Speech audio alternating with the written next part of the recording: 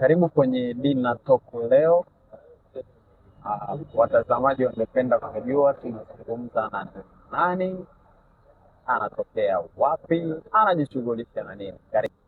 Okay, kwa majina yangu naitwa Joyce, ni mjasiriamali. Natokea Kisiwani. Kwa tunafanya Dina Talk ambacho ni kipindi kinahusisha matukio ambayo yametokea kwenye maisha, lakini wakati huo tukiwa tunabonjoa vitu vitamu. Kwa hiyo wakati tunasubiria ugali dagaa, tuendelee kupiga story. Shule ulisoma wapi? Shule yako ya msingi ulisomea wapi na ilikuwa mwaka gani? Tulikuwa napenda kujua hayo machache kutoka kwako. Karibu. Kigamboni. Nimesoma Kigamboni. Kigamboni Primary School. 2002 mpaka 2009. Hatujua. Sasa mimi nilikuwa dada mmoja mstaarabu sana. Cha Mungu.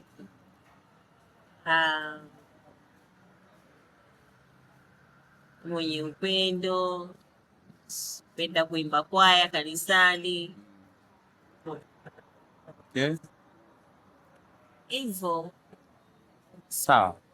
Kwa hiyo mwisho wa siku sasa ukaangukia kwenye ujasiriamali. Kutoka kuimba kwaya hadi ujasiriamali, ilikuwaje hapo? Bwana, mimi nina historia fulani hivi ambacho sio kizuri sana.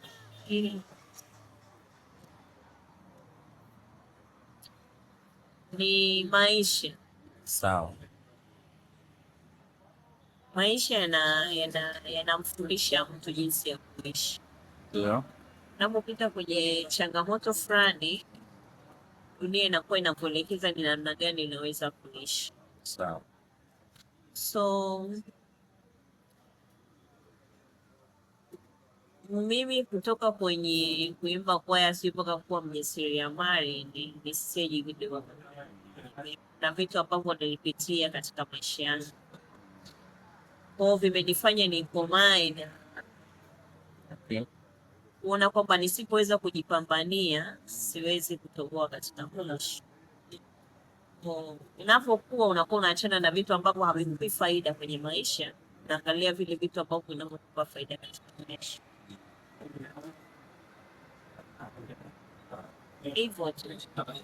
Okay, ni kosa gani ambalo lilifanya kama ukiambiwa ulirekebishe sasa hivi au tukupe muda ulirekebishe, ungelirekebisha na usingekuwa huyu ambaye tunakuona, pengine labda ungekuwa zaidi ya hapa tunapokuona? Ni kosa gani hilo ambalo wewe unalikumbuka? Kosa ambalo nililofanya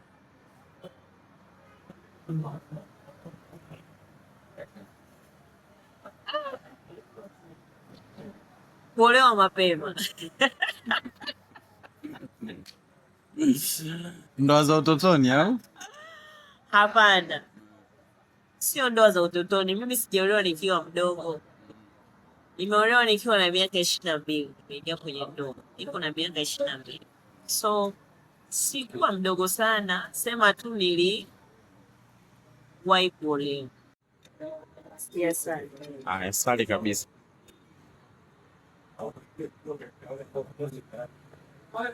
Kaka niangalie mpaka naona hivi jamani, siniangalie sana. Hivi tunafanya pilipili.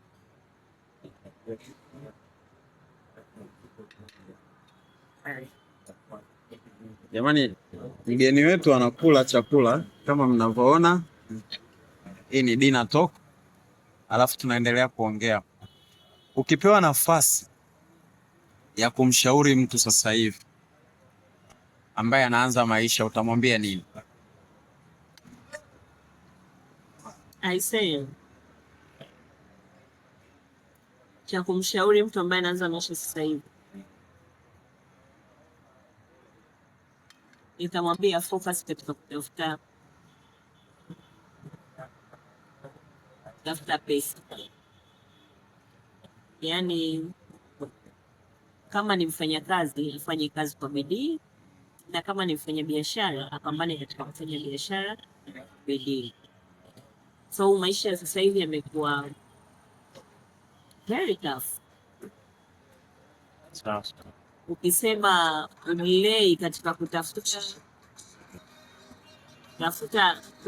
pesa, uwezi ukatoboa na uwezi ukafikia malengo ambayo ulikuwa umejiwekea. Kingine, kuachana na makundi yasiyofaa. Ajiangalie yeye ni nani na anataka kuwa wapi na anafanya nini.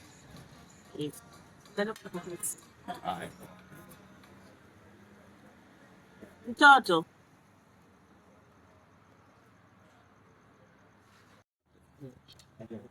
haya, umezungumzia swala la kutafuta hela. Wasichana wengi au wanakimbilia kwenye masuala ya sponsor na udangaji. Je, unafikiri mtindo huo ni mzuri katika utafutaji wa hela? hapana. Pesa nzuri ni ile ambayo unaitafuta wewe mwenyewe kwenye shule. Okay. Pesa ya kudanga haiwezi kukusaidia kitu. Kwanza, kama mwanamke unajishusha hadhi yako na thamani yako, huwezi ukafika sehemu yoyote ile, wala huwezi ukafikia malengo yako ukiwa unatumia njia hiyo kwa ajili ya kutafutia pesa.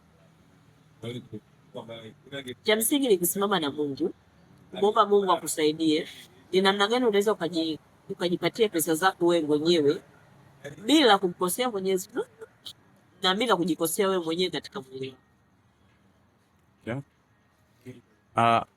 Sasa hivi kumekuwa na changamoto pia ya maadili, kwa maana kwamba watoto wa kiume na watoto wa kike sasa hivi wamekuwa sio watu wenye maadili mazuri katika jamii. Wewe huwa unatumia nafasi gani ulionayo katika jamii, aidha kuelimisha au hata kuwasaidia? Kwanza kabisa, ili mtu awe na maadili mazuri, nasema familia njema inaanzia nyumbani. Familia yake aliyotokea imemlea katika mazingira gani?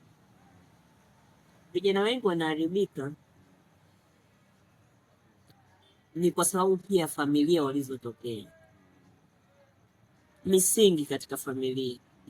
Uwe baba uwe mama, umeiwekaje hiyo misingi na watoto wako? Wengine wanaharibika kwa makundi tu. Inawezekana katoka kwenye maadili mazuri, lakini akakutana na marafiki ambao sio sahihi. Kwa hiyo hivi vitu mimi nasemaga kila siku, awe mtoto wa kiume awe mtoto wa kike, ni kujaribu pia kumwomba Mungu atusaidie katika vizazi vyetu, jinsi gani ya kuvitunza vizazi vyetu na kuvilea. Hapo ndo tunaweza kufanikiwa. Mara yako ya mwisho kwenda kanisani ilikuwa ni lini? Leo ilikuwa ni sikukuu ya Utatu Mtakatifu. Okay. Kwa sisi wa Katoliki tunasema leo ni sherehe kubwa sana ya Utatu Mtakatifu, Mungu Baba, Mungu Mwana na Mungu Roho Mtakatifu. Sasa hivi mtu akiwa anafanya ibada anaonekana kama ni old fashion, anaonekana ni amepitwa na wakati. Mtazamo wako wewe uko vipi? Sio kweli. Kufanya ibada ni jambo jema na kila mwanadamu anapaswa kufanya ibada, kwa sababu tukumbuke hapa duniani tumeumbwa na wala hatujajiumba. Hivyo tunapaswa kurudisha sifa na utukufu kwa yule aliyetuumba. Kwa hiyo mtu kama afanye ibada atakuwa na changamoto. Okay. Sawa. Turudi sasa mtaani ambako wewe unaishi na ujasiriamali wako. Ulizungumzia unga wa lishe unatengeneza. Ndio. Ambao unafanyaje kazi, yani matumizi yake namna gani watu wanaweza wakaupata, au unautengeneza, unauandaaje, unachanganya nini na nini? Yani nahitaji maelezo ya kina kuhusiana na huo unga. Unga wangu mimi wa lishe ni unga mmoja mzuri sana na unafaa kwa watu wote, iwe mkubwa iwe mdogo. Vitu ambavyo ninachanganya mule nitataja lesho kama 4 ambazo ninazoziweka mule. Kwanza kabisa naweka mahindi lishe. Pili naweka mbegu za maboga. 3 naweka ngano nzima. Cha nne naweka mtama mwekundu. Sawa. 5 naweka iliki, yani hiyo ni kufanya unga wangu unukie vizuri, yani unapopika uji wako unukie vizuri, yani uwe mzuri mtamu. Okay. Na kwa sokoni unaendaje? Unafanya vizuri au? Kwa kweli kwa sokoni unafanya vizuri. Kwa maduka mengi ambayo ninayapitishia sijaipata changamoto ya aina yoyote, na wengi wanaotumia unga wangu ni mzuri sana. Ukiangalia, ukitafuta maduka ya kisiwani, ukiangalia sana sana kisiwani, ukienda Ugindoni kuna duka moja la kaka